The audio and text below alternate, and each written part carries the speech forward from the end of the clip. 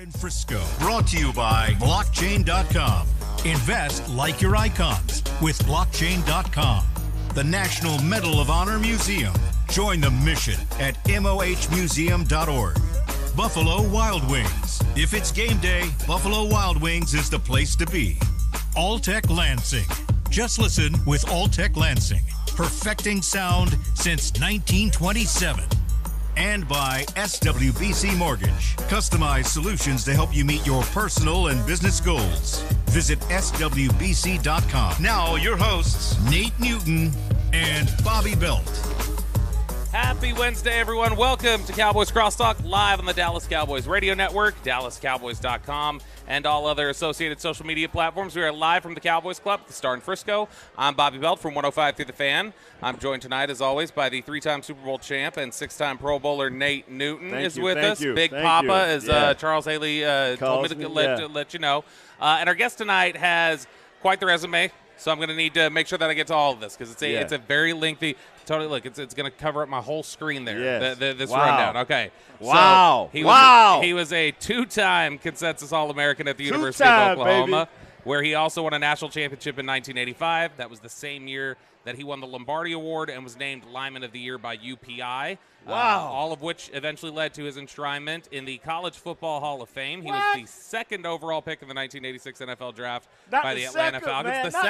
The second, number two, where he would be named to the All-Rookie team and then the All-Pro team in 1989. But we have him here tonight because of a fateful pregame conversation with Dave Wannstedt on December 30th, 1990 at Atlanta Fulton County Stadium. Wow. That set the wheels in motion for him to become a Dallas Cowboy, where he would go on to win 2 Super Bowls in 1992 and 1993. The man I'm describing, of course, is none other than former Cowboys defensive tackle Tony Casillas. Tony, thank you so much for joining us. Man, it's always a pleasure. You're kind of like, I don't know if that's condescending. No, I'm just messing with you. Because every time we see each other, it's always like the old locker room and just the. You get older, but the memories never fade.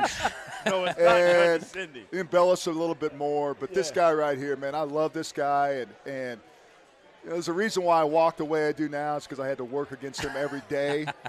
And that was even the brother-in-law deal. But, thanks for having me, Bobby and Nate. I appreciate being here. Let me tell you, man, Tony Casillas is on Casilla. How you pronounce? Always go correct me. Please correct me. Nate, I wasn't even going to go there because of the pronunciation. Because I cannot criticize anyone on any pronunciation. Right. But how long have we known each other? Forever. Tell them your last name. Casillas. Tony Casillas There is you an go. Instagram There you go. star. Hey, how did we get right. to you on Instagram? Tony Casillas. Oh, yeah. Tony, there it is. Here's what I think. I think after 35 years, it's going to stick tonight. How to say your last name? I think it's Well, finally. I think get as you it get tonight. older, you start to your memory kind of fades just a little bit. So I'm gonna do the under on that. But that's always been. He always been in the locker room and he'd get everyone on it. Then next thing you know, you got everyone piling on about the name and everything. But that's what makes it a great brotherhood, guys. Yeah.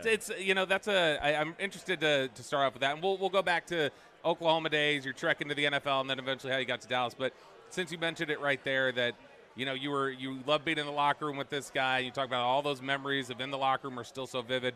We've heard so many different stories from guys about who Nate Newton was in the locker, who Kevin Smith was, or who Charles Haley was. So who was Tony Casillas in the locker room, Nate Newton? What was his personality? Where did he fit in the hierarchy there? He was easy going. He never made no waves. Now, Man, I was a Brown brother. Yeah. He never made no waves. I mean, you crack jokes on him, he just laugh and, man, go ahead on. I mean, he just blow you off, man. But he was always easy going. He rarely get upset, but when he got upset, you knew it. He would say a few choice words, but he never held anger.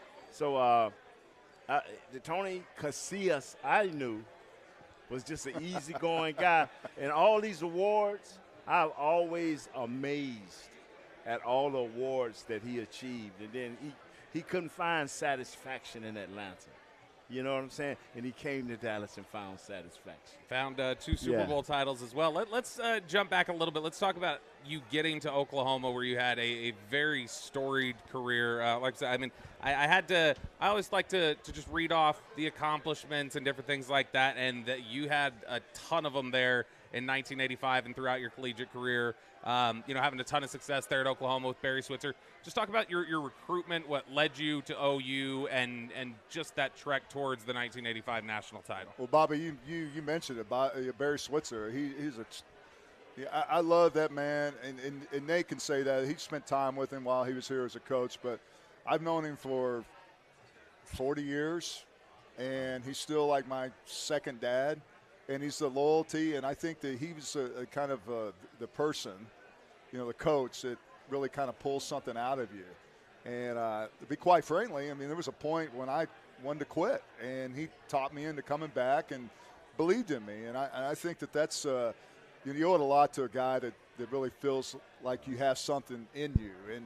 And I think Oklahoma kind of created a lot of great opportunities, and I think Coach Switzer just I think there's a lot of things people don't know about Coach Switzer. For one, he's such a personable guy. People, I mean, if you find someone who doesn't like Barry Switzer, then they're a miserable person. I double down on that. But he's such a loyal guy, and he's very transparent. And I think to this day, I think that's a reason the issue with him when he came to Dallas, obviously following, legendary Jimmy Johnson. Yeah. But I think that there was no speculation. He tells you like it is. You don't have to guess. And he's to me, I think that means a lot to a lot of guys. So I think that's really the connection I made with him when I went to Oklahoma. And really the rest was history. Did you find that, because you obviously spent time here early 90s with Jimmy as your head coach. You went over to the Jets for a little bit, came back around to Dallas, and Barry was the head coach by then. Did you find that his coaching style or anything felt different, 12 years later at the pro level than what you remembered at the college level? Did he have to approach it a different way? It was totally different. I think that his reputation in college was, I don't know if you ever read The Bootlegger's Boy. It's a book about his life, and if you read that, you kind of get to know the man himself. But I think he was more of I would say, a dictator. Because he told me that one time, this is not a democracy, this is a dictatorship, and he was a dictator. But I think when he came to the NFL, I think that he just, especially with the Cowboys, he felt like, hey, why change things? Everything is kind of on autopilot, and unfortunately, he didn't see what Jimmy, what he put in place. And so I think that he kind of understood that, and I think that there was a lot of guys that kind of pushed back because they were used to Jimmy Johnson, he's a demanding coach, which was great for all of us because that was our success. True dictator. Yeah, exactly. A true dictator. I mean, he was a guy that wouldn't, after we lost the game, wouldn't feed us because he wanted to set an example for us to let that resonate. Yeah. We don't lose, right? Yeah, remember? That's right. Yeah. So I think Coach Switzer was totally different. He just like, look, man, I'm happy to be here. I'm going to do my job, but I'm going to stay out of the way, and I think maybe his kind of, and maybe Nate can attest to this, maybe he didn't know that, and so I think a lot of guys maybe resented that he wasn't this hands-on guy like Jimmy. I mean, there's not too many coaches who were like Jimmy, but so I think it was kind of like setting himself up for a lot of short-term great, long-term failure. Yeah. I like what you point out there about Barry Stuff when he got here and the way he was just like, I'm not here to mess with anything, essentially. Dave Camp, I remember, I think it was last year we talked to Dave, and he had mentioned that when he first got here, he said he remembers the first time Barry walked into the coach's room after he had been hired, and he said, guys, nobody needs to be nervous or anything else. I'm not here to mess anything up. Y'all have won 2 Super Bowls. You've been doing great before I got here. Literally, the only thing I'm going to ask is, just be loyal to me. Let's build a culture of loyalty, and let's be there for each other. Would you say that Barry was more of the players' coach, the type that would try to connect with guys on that level rather than I'm the disciplinarian, I'm essentially the father in this setup? Would you say that Barry was more Let's friend? just keep it how it really is. Barry was sitting on his couch, And I'm being honest, Barry got more money than you would ever. People don't know. He know it. Yeah, I know it. He didn't need a job. He was fine on his couch. No, he got more money. Yes, sir. He ranks with the best of them. And he came off his couch. I had already assessed the situation with the Cowboys. He knew what was going on. And so when he walked in the door, he knew. And he knew this wasn't a long-term thing. And he wasn't trying to mess it up because what anybody want to believe, we were on our last leg, Tony. Each year, a guy would leave or two guys would leave because we were getting older. Right. Coach Switzer wasn't our failure. Our failure was we did not take the time. Jimmy did not take the time. If he would have probably stayed, he would have. He did not usher the older guys out and bring in enough fresh blood. We did not have that. Yeah, but Nate, there was a lot of strong personalities in that locker room. Yes. So I think the way the different coaching style, Barry compared to Jimmy, was totally different. Because there was guys that needed the coaching, the philosophy of Jimmy. Yeah. And there was other guys that didn't have a problem with Coach Switzer because they were going to do their job. But there's a lot of guys that you need to look at them every once in a while. I'm like, hey, I got my eye on you. Yeah. But you have someone like Coach Switzer that didn't want to be that type of that wasn't his. That's when his nature. Didn't want to be heavy-handed. No, he didn't want to change anything, and he already had the leaders in the locker room. The Troys, the Emmets, the Nates, and every one of them's in the locker room. I wasn't no leader. I was one of them guys. I got my eye on. Well, you know what? Well, there was guys that needed to you know what? You need to leave the bar at 12 instead of 3 a.m. in the morning. Thank you. Right? Thank you. Maybe that's Coach Switzer. Well, Coach, you was out there with me. That's why you guys bonded the way you did. It's funny you mentioned that completely different guy from time at Oklahoma to when you saw him later.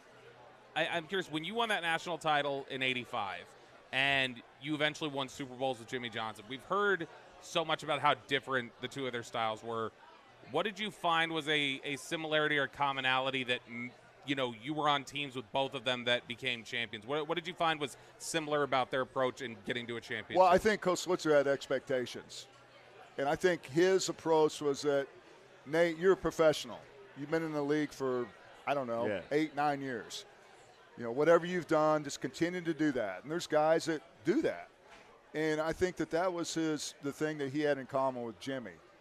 And I think that he expected that. It's like, hey, I trust you, so don't do anything. Don't be disloyal to me. Yeah. Right. Don't make me look bad. Right. And I think that may have been kind of a slippery slope. But his whole goal was to win. It wasn't like, hey, I'm just here. He was all in. And I think that his approach was more of a, just a standoffish more and watch things. And then, unfortunately, as I mentioned, there was things that just kind of imploded. The thing that made Coach Johnson and Coach Switzer the same is they both knew talent and they both were straight up with you. Right. Coach Johnson maybe was a little bit harsh with it, whereas Coach Switzer wasn't. But he would tell you in a matter-of-fact way. I remember one time in front of me, he came, Mr. Jones came with me and Coach Switzer was talking. He said, man, Nate, what do we need? What do we need? And I'm trying to figure out, I'm a player, what do we need? And I stumbled around for 5 minutes, and I said, Coach, I looked at Coach said, we need a tight end that can block and catch, just straight up. And then I remember one time at the end of my career, he came to me and said, big fella, your feet slipping. I said, what you mean, Coach? He said, your feet ain't where it used to be. He said, your run blocking is always going to be there, but your pass blocking is starting to slip. Jimmy was the same way. Jimmy may would have said it in a more colorful way, but it was the same. These guys are straight-up guys, and they're from the same school of hard knocks. They're from the same school of hard knocks. Well, and in the path of those guys, whenever you look at Jerry, you look at Jimmy, you look at Coach Switzer, and all these guys, the pathway was through Arkansas. So all these guys knew each other. Yes. It's just kind of, it's an Arkansas thing, but I'm just thinking all these guys knew each other. And, to Nate's point, I think Coach Switzer was honest with you. Yes, he was. And I don't think he would sugarcoat. There's guys, in the business of playing this professional sports, there is that time where people just, what they say, they'll smile at you, and meanwhile, it'll be, smile on your face, backs up. I mean, there's that type of the shrewd business that happens. But I think Coach Switzer was pretty honest with you, and he gave it to you. And, sometimes the truth hurts. And I'd rather have that than someone just BSing me the whole time. And we've all experienced that. I don't know where it just cut you. Yeah. Well, let's hear the truth about how Tony Casillas arrived in Dallas with that conversation he had with Dave Wannstedt in Atlanta a year before in 1990. We're going to talk about that when we return here on the SWBC Cowboys Crosstalk. Tampering.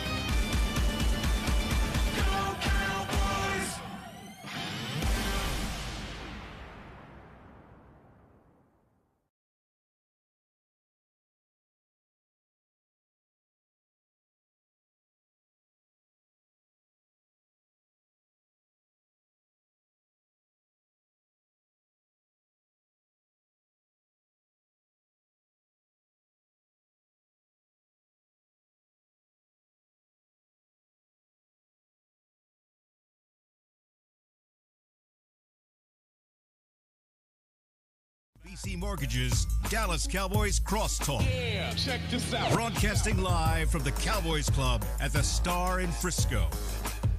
At SWBC, customized solutions for individuals and businesses are just a click away. Visit SWBC.com to learn more and start your next adventure. We are live from the Cowboys Club at the Star in Frisco for the SWBC Cowboys Crosstalk. It's myself, Bobby Belt from 105 Through the Fan. I've got Nate Newton, the six-time Pro Bowler, three-time Super Bowl champion with me. And then with us, we read down the laundry, so I'm not going to be able to go through the whole bio right now, Tony, but we are going to mention second-team All-Rookie. We got the All-Pro and the two-time Super Bowl champion, College Football Hall of Famer, Tony Casillas is here with us. Hey, isn't Google a great tool? Because as you get older, people are like, well, what did you play? I'm like, just type my name in and do a search, and hopefully nothing will come up bad and kind of give you No, you know what? See, this is why, Nate, we've talked about this before, where the reason why I love doing these shows right here is because actually the way that I grew up as a Cowboys fan, because I was born in '89, so first game I remember watching was Super Bowl 30. Right. So anything before that, it's like, well, how do you know? So we actually had a neighbor of ours who worked at Public Storage, and somebody had abandoned a unit, and they brought back a trash bag full of VHS tapes that was basically every Cowboys game from like 85 to 94. Wow. And it had all the newscasts of the sports reports from during the week that were recorded on WFAA or Channel 5 or different things like that. So I had, like, as a kid, I would grow up watching the games, and then I would pop in the sports report so I'd get all the details in between from, like, 1992 or whatever. That's how I know everybody thought Alvin Harper was lost for the season when he hurt his knee at halftime against the Giants, when James Washington was swinging around the tripod, and then everybody was stunned 2 days later. It's like, nope, Harp's going to play next week. We're good to go. Mm-hmm. So you get all those details filled in between. And I get tired of it. It's kind of the common joke. Last time the Cowboys won a Super Bowl was on VHS tape. But, hey, it's converted. You've heard that one before? Anyway, I'm just saying. You know what? The 49ers tapes are a year older than Dallas's. So and they like to talk a lot. I hear you. All right, we're joined by Tony Casillas tonight. Tony, so I set it up a little bit, but I know you've told this story before. I've interviewed you a couple different times on a couple different platforms, but you've told the story before about when Atlanta and Dallas were playing each other late in the 1990 season, which was before – I think that was the year Dallas finished 7-9. That was near the end when Babe had to come in, step in, and play for Troy at the end. But you talked about how you had an interaction with Dave Wannstedt that Nate Newton just termed going to break as tampering. He's trying to get everybody in trouble 35 years later. But talk to us about that interaction you had and that process of getting to Dallas. Well, I knew Dave. I went way back. He recruited me out of high school. He was at Oklahoma State on Jimmy Johnson's staff. All these guys, Butch Davis, Larry Coker, Tony Wise, all these guys are on his staff, and eventually went to Miami and then came back to Dallas. So I knew Dave. I had a lot of familiarity with him. In fact, I saw him more than I saw my mom and dad. I mean, he was at the school. I mean, he recruited me hard. So fast forward, he's obviously in the NFL. I'm in Atlanta, and it's just, for me, it just wasn't a good fit. A lot of different coaches. They're toxic. It was not a good organization. So I was actually inactive because I had an injury the week before, and that was when Jerry Glanville was a coach. And there is a lot of truth when people talk about, hey, I'm not one of his guys. I was not one of Jerry Glanville's guys, which is fine. I get it. But anyway, I'm inactive, and I think I hyperextended my elbow the week before, so I'm on the sidelines. I just want out of Atlanta. I'm thinking, how can I get out of here? I need someone to save my football life. Right. So lo and behold, I see Dave Wannstedt, and it's during the pregame warm-ups, and I go out there, and I go over nonchalant. I start talking to him. I said, look, hey, Coach, is there any way that you can get me out of here? I mean, I need to be revitalized, and if there's any opportunities that I can fit in, save me, throw me a lifeline. Right. So, you know how it is. You just have conversation. You're talking about, never think anything's going to come to fruition or anything. You just think I'll never hear about it. So, yeah, I'll let you know, Tony. And like, okay, well, best of luck and yada, yada. So it was, I guess, in June, right before camp, when I was supposed to report in Atlanta. I was in Tulsa, Oklahoma at my buddy's house. And this is when all, the new breaking news, it wasn't like your phone. It was like ESPN, all the breaking news or whatever. So anyway, so I basically told the organization that I'm going to retire. So I'm going to be a golfer. I want to, Lee Trevino is my hero. I'm going to Lee Trevino. Something like that. Because I love Pat. And I didn't know what. So I said, I'm going to retire. So Ken Hayrock was the GM. So he called my bluff, and I said, I'm not reporting to Atlanta, and I told my agent, I said, I'm not going back to Atlanta. Tell them that I'm retiring, and if they want to trade me, they can trade me, whatever they can get for me. I just don't fit in. I don't want to go back. So this conversation went on for about a day and a half, and so I get a call from Coach Wannstedt. He goes, hey, Tony, we're talking to Atlanta about doing this trade, and I said, oh man, I said, are you serious? So next thing I know I'm sitting in my friend's house in Oklahoma, Tulsa, in his living room, and Dan Patrick was doing the ESPN, updates. Yeah. And so he comes on and he said, yeah, this is we just got news that the Dallas Cowboys are going to make a trade for Tony Casillas to the Atlanta Falcons. I'm like, what the? So next thing you know, I get a call from Jimmy and said, hey, Tony, you want to come and help us win some championships here in Dallas? I said, hell yes. So that's basically, in a nutshell, how that whole deal went down. And I always say this. I think that Jimmy, I'm so grateful because he did believe in me. He felt like I'd fit in with guys like Nate and people they had there. And I just felt like he really saved my football life by bringing me to Dallas. And, the rest was really history. And I really, that's the way it went down. You talking about that idea of at the end of the 90 season, and you're saying, man, I'd love to get there. I'd love to make something happen. And it's kind of closing in quickly on that Super Bowl run they had. We've known recently, we talked to Charles Haley. Charles traded here in 1992 before the 92 season. I believe it was, don't think it was before. I think it was in the middle of the 92 season when Thomas Everett got traded here. So you talk about 3 trades made in the course of, about 13, 14 months, all of them on the defensive side of the ball. Why do you think bringing in different veterans and those pieces with that up-and-coming group, why do you think that meshed so well defensively in time for you guys to win a Super Bowl? Well, I think that I think you're always looking for different aspects of your defense. I was a run stopper, so I played in a 3-4. I was a nose. I played over the nose, and I was an undersized guy. I mean, I think my peak weight was 300 pounds, but I was this big, run stopper and, grabbing scoop blocks and, just taking up space. And really I was pretty active, but then I thought, well, when I came to Dallas and ran a 4-3, it just like opened up a lot of different opportunities for me. It's like getting upfield. And so I fit that void. Well, I mean, we had Russell. Russell was the number 1 pick. We already had a lot of depth there, but it really kind of fit my style of play because I was an upfield type of player, so I wasn't having to do that. And so I think, for one, I think Jimmy and Dave felt like I could help him there. Charles, obviously, he was a hell of a pass rusher, fierce pass rusher. So you need a great pass rusher, a culmination of what we already had. So, and then Thomas, from Pittsburgh, he was a great safety. A guy that was a headhunter, was a ball hawk. Smart guy. So, and I think that Jimmy was good at just kind of finding different personalities that would fit in the locker room. And I think that's very important as a guy that evaluates talent, not only on the field, but how are we going to get along with each other? And I think that he was he was good at judging that type of talent and that type of character. During y'all's Super Bowl runs, there was a lot of that changeover, that swapping out pieces or trying to acquire veterans to fit just right. There wasn't as much of that offensively. You got Jay Novacek, Plan B free agency, but one of the big ones that occurred was on the offensive line for the 3rd Super Bowl when you brought in Ray Donaldson after Mark Stepnoski left. Did you find was that like an easy, seamless transition, have a veteran come into a veteran group, or did you find, hey, that guy likes to do things a certain way, we do things a certain way, there's got to be a little bit of a blending?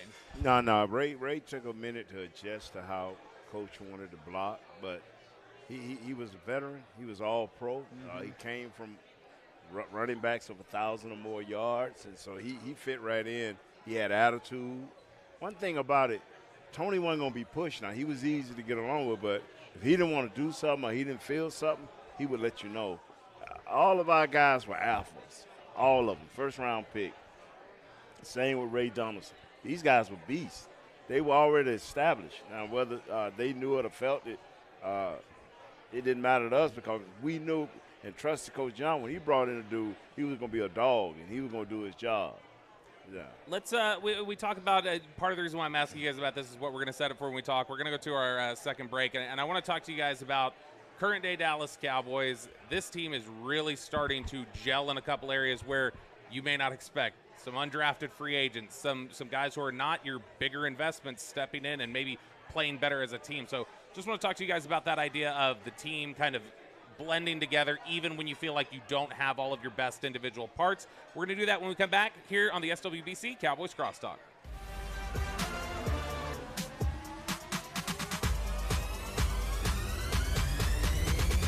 Go Cowboys!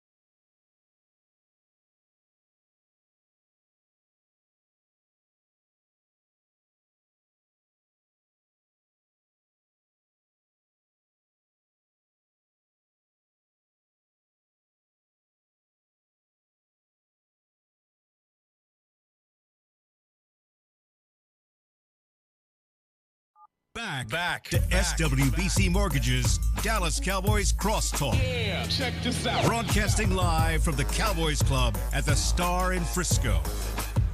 At SWBC, customized solutions for individuals and businesses are just a click away. Visit SWBC.com to learn more and start your next adventure. We are live from the Cowboys Club at the Star in Frisco for the SWBC Cowboys Crosstalk. I'm Bobby Belt from 105 through the Fan.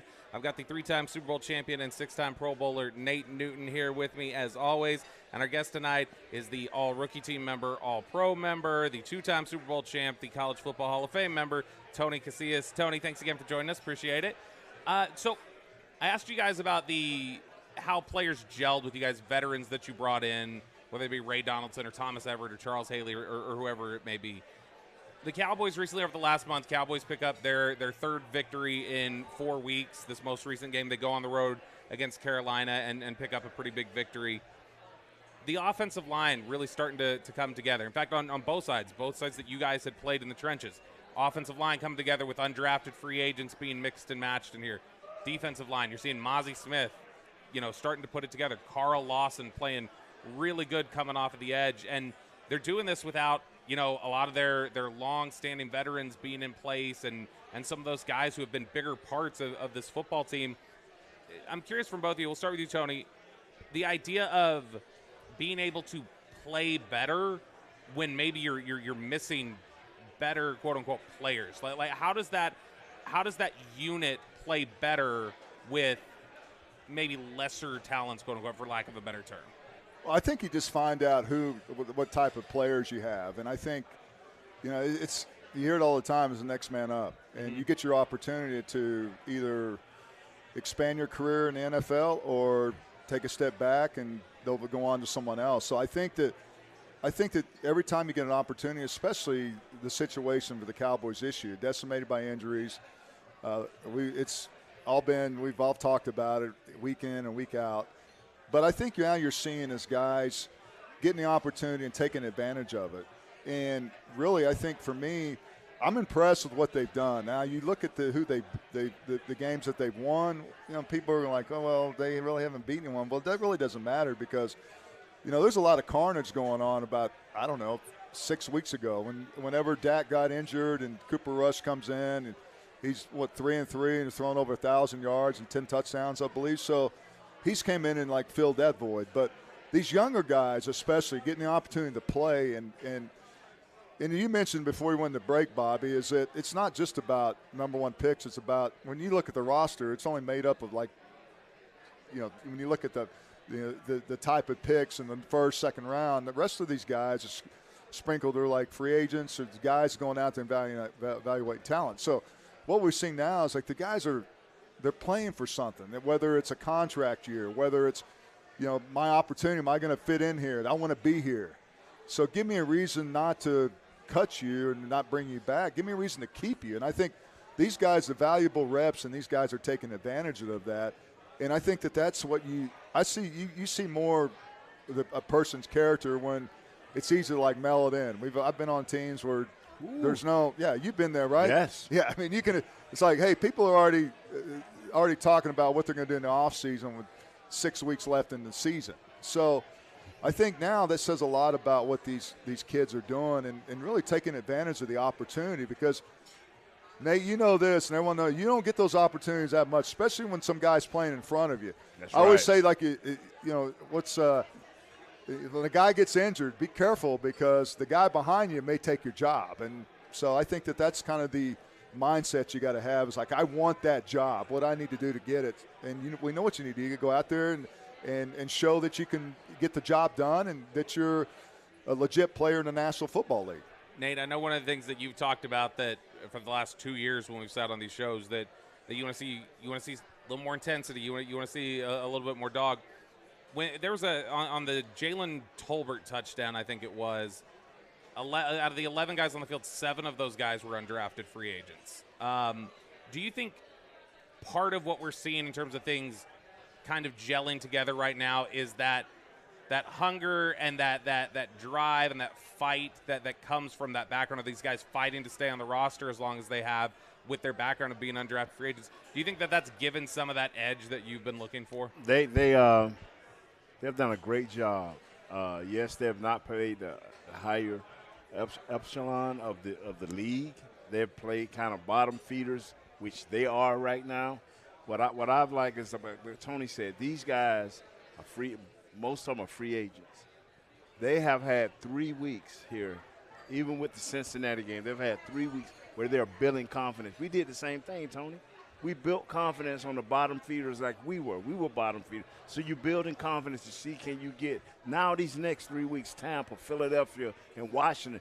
These guys knowing that they can't lose because they're going to lose valuable spots. We're going to get a chance to see these guys on a different level now. So that is what I'm waiting for. I'm waiting for Chauncey Golston to continue to do what he's doing. I'm waiting on this young linebacker, 35. I can't. Marius Leafau. Just keep doing. I got you see what I'm saying? Yeah, I don't want to mess up his name. I mean, Casillas. I mean, everybody can't be Casillas. That's a tough one. Yeah, so it's difficult name. Get off me, especially man. In Texas. I see. Look at him. I was sincere about that. I looked at my screenshot, the name. Like, okay, phonetically. But anyway, all of these guys, all of these backups, you're getting a chance. See, because all of our wide receivers, barring CeeDee Lamb, has been question marks, big question marks. You got 3 weeks against better than average teams to show who you are.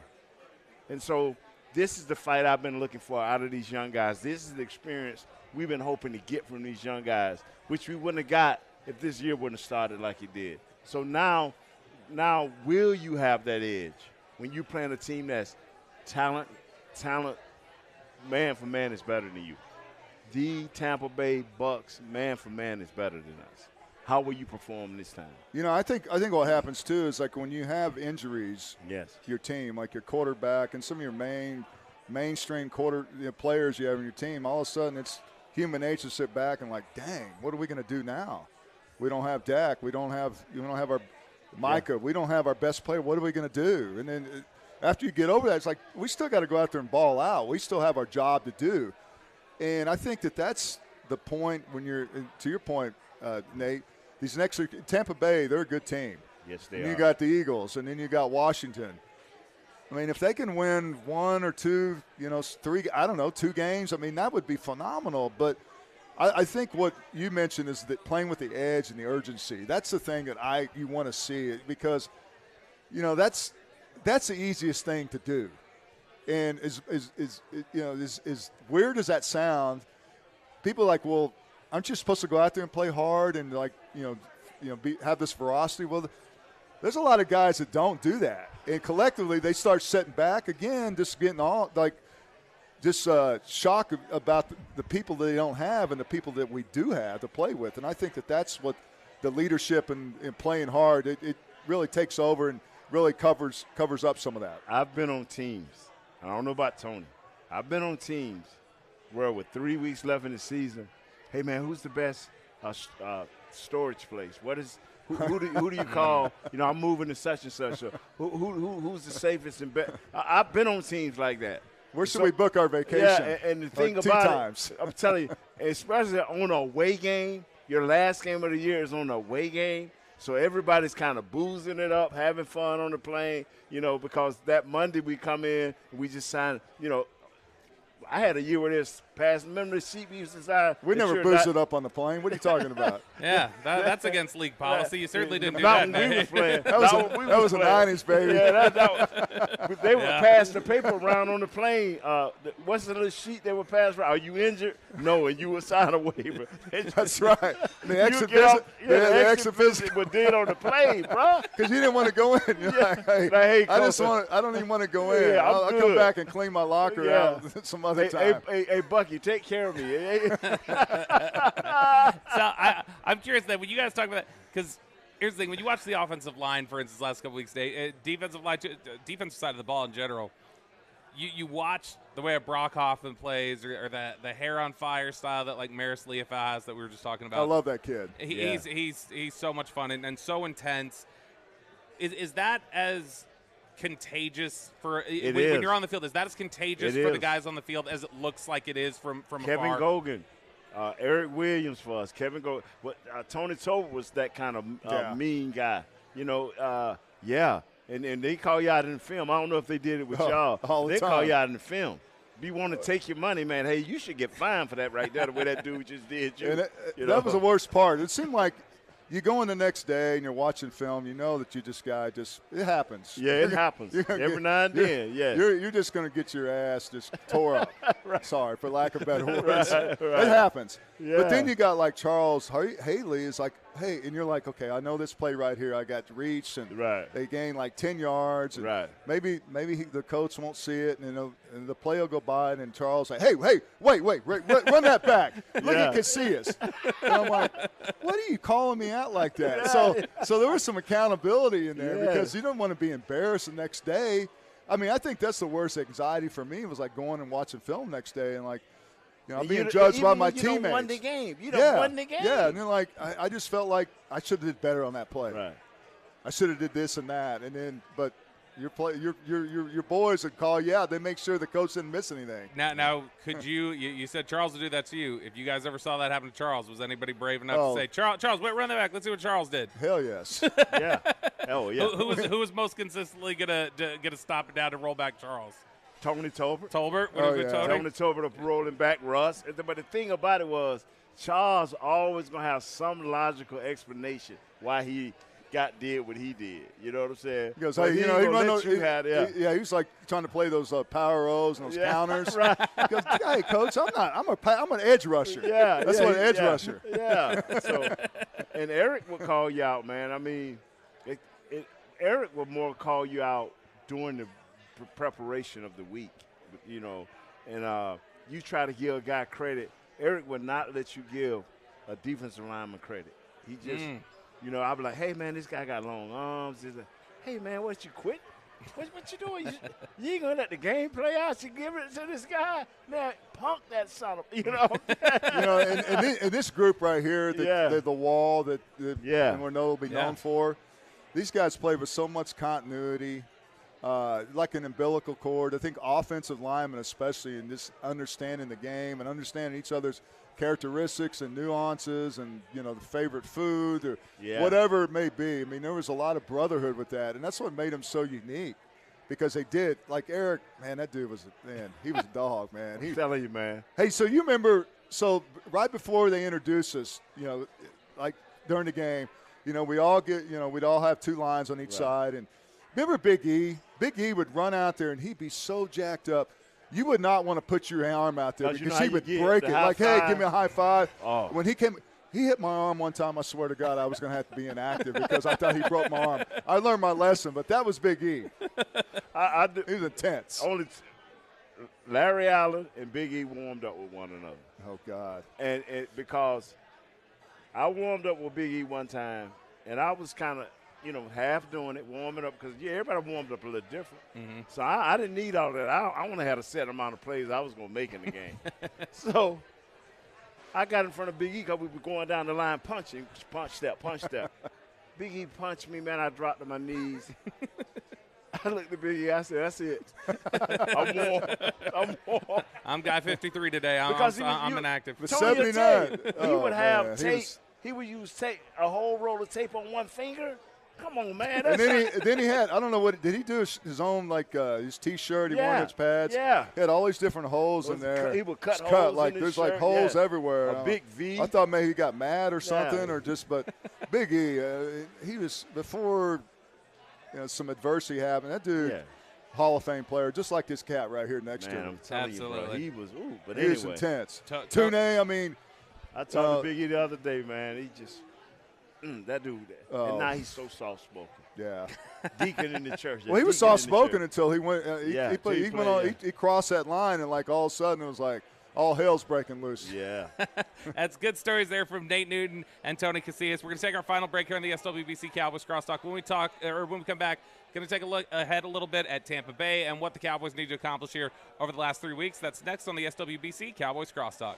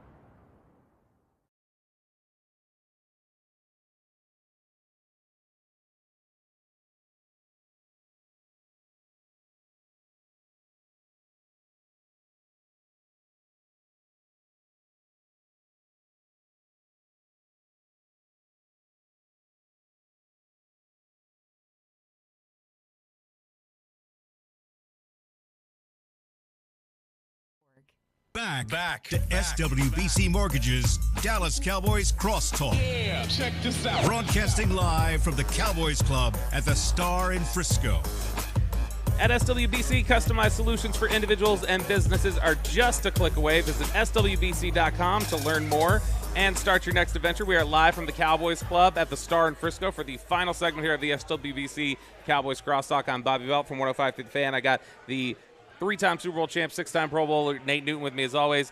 And tonight we are joined by College Football Hall of Famer, two-time Super Bowl champ, All-Pro Tony Casillas. Tony, thank you again for joining us. Appreciate you hanging around, telling stories this evening. And, you know, it's been the best just watching every week. This is my favorite part of the show. Every week, Nate just seeing old teammates and high-fiving and telling old stories and stuff like that. It's always the coolest part about coming up here. So Tony did an inverted tampering. He did. Yes. He did. He did the inverted tampering. Yeah. And then technically when Wannstedt called you while you were in Tulsa, Yeah. that was his tampering. Yeah. But I mean, come on. It's not so long ago. Statute of limitations. You know what? I'm curious. Do you guys let's talk about that then real quick. Just the idea of when you guys were in the league, was that something that would go on? Were you like, yeah, that sort of stuff happens. People have conversations with other players, and it's you just don't be dumb about it. You don't be loud about it. I don't know. I was pretty loud about it. I wanted to retire. I think you think about it, and with social media, you don't have to really say a whole lot. You can say something, and it's going to like spread, right? Right. But the way we did it, it's more like a personal conversation, and I think that's depends on your situation and everything. But sometimes you have to do things that aren't the conventional way. Yeah. Yeah, no, absolutely. Yeah.